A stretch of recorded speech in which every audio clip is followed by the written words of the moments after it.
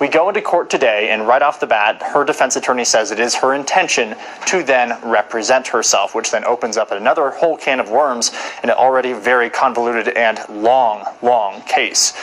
Basically, the judge spent a majority of the time today, about an hour in court, explaining to her what that would look like if she did try to represent herself, giving her a lot of examples of, hey, you're not an expert in this, any sense of the word in terms of legal stuff. Are you sure you want to do this? This doesn't go well for almost everyone who tries it. Are you sure? And she was very, very confident. She continued to say, yes, sir, this is what I want. I know this is my right as a constitutional right. I want to do this. Spencer, how precedented is this or not? And let's get this clear here. This is not a trial for, some stolen candy at a store. Leticia Stauch is on trial for her life here, accused of murdering her stepson, Gannon Stauch. And she's going to represent herself. How expected, how precedented or not is this? I think it's fair to say this is very unprecedented. I, of course, am only speaking from my own experience. I haven't seen anything like this, but we did ask the district attorney, Michael Allen, if he'd ever seen anything like this.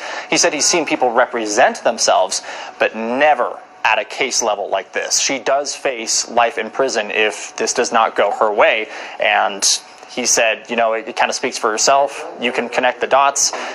There's a big challenge ahead of her, basically, with zero legal advice.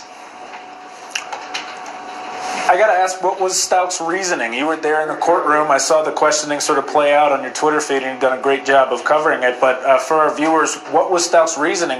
Why is she representing herself in her own murder trial? John, it's a little complicated because she didn't get entirely into that, but she did kind of allude to an idea that the jail was her main reasoning. She did say that the attorneys who were representing her were fine ladies. She had no problem with them. She just believed that she was the expert in this case, and while there are other experts, she didn't say that held much weight. She believes that she is better than every other attorney right now for her case. And a lot of that also comes from how she believes she's being treated at the jail. She says she's being given different treatment, that she's not getting the evidence she needs for this case. There's a lot of different allegations that she's posing against the jail itself. She actually made a poker analogy in this and quoted the Kenny Rogers song, you got to know when to hold them and when to fold them. Spencer, how bizarre was this, just the feeling in the courtroom?